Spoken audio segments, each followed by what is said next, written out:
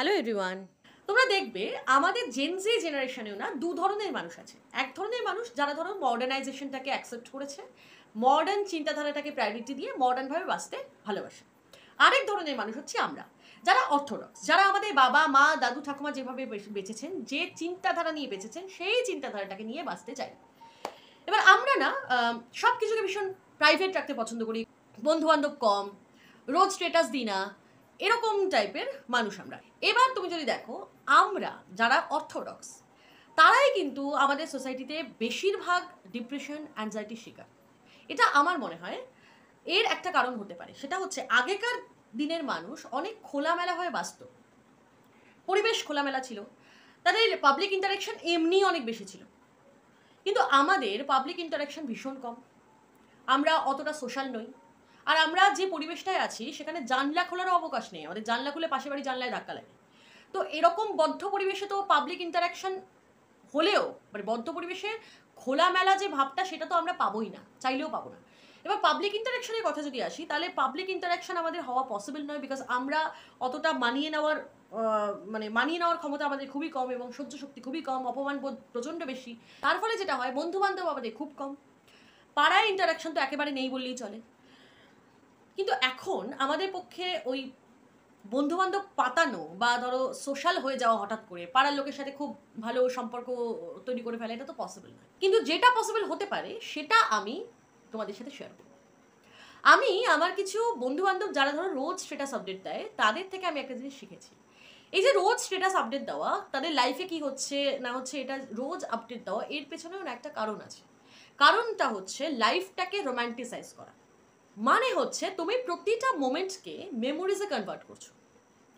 প্রত্যেকটা মোমেন্ট, যে মোমেন্টে ধরো তুমি, তোমার কোনো কাজ নেই, তুমি ধরো একা বসে আছো, সেই মোমেন্টটাকে তুমি সেলিব্রেট করছো।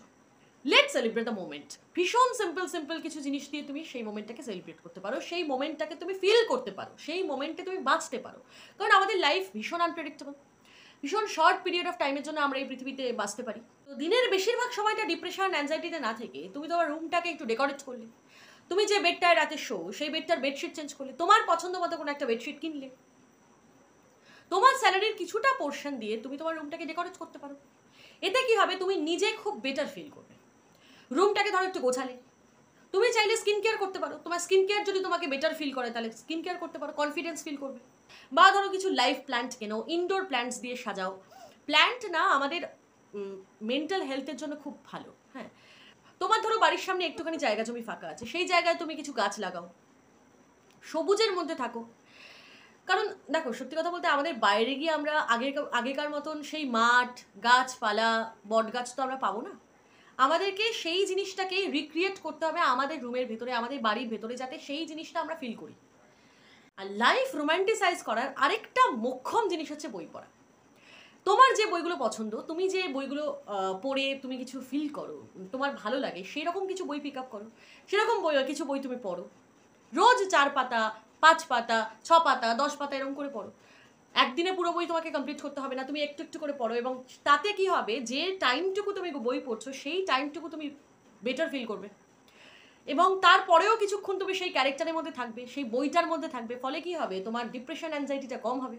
আর আমি বলবো, যে জায়গাটায় তুমি বই পড়ছো বা যেই জায়গাটায় তুমি দিনের বেশিরভাগ সময় কাটাও, সেই জায়গাটার পাশে কোনো ধূপ জ্বালিয়ে রাখো। ধূপের গন্ধ যদি সহ্য না হয় তাহলে ফ্রেগরেন্স ক্যান্ডেল জ্বালাতে পারো। এইভাবে ছোট ছোট বিষয়ের মাধ্যমে, ভীষণ সিম্পল কিছু আইটেমের মাধ্যমে তুমি তোমার লাইফটাকে রোম্যান্টিসাইজ করতে পারো, মোমেন্টগুলোকে সেলিব্রেট করতে পারো। এতে না কাজ হয়, ভীষণ এফেক্টিভ এই প্রসেসটা। তো আমি এটা নিজে এক্সপিরিয়েন্স করেছি বলে আমি তোমাদের সাথে শেয়ার করলাম।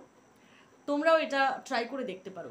কিছুই না, ভীষণ সিম্পল কিছু জিনিসের মাধ্যমে তোমার যেটা পছন্দ, এটা হতেই পারে যে তোমার লাইফ প্ল্যান পছন্দ নয়, হতেই পারে তুমি তোমার অন্য কিছু পছন্দ হতে পারে। তোমার এমনও হতে পারে যে তোমার ঘর গোছানো থাকলে তোমার মনটা ভালো থাকে, তাহলে ঘর গোছাও। বা ধরো তোমার বই পড়লে মন ভালো থাকে, তাহলে বই পড়ো। দেখো, আমাদের লাইফ কিন্তু আমাদের থেকে খুব একটা কিছু ডিমান্ড করে না, ও খুব ছোট ছোট জিনিস ডিমান্ড করে, সেগুলো তো ফুলফিল করাটা আমাদের কর্তব্য না? Thank you.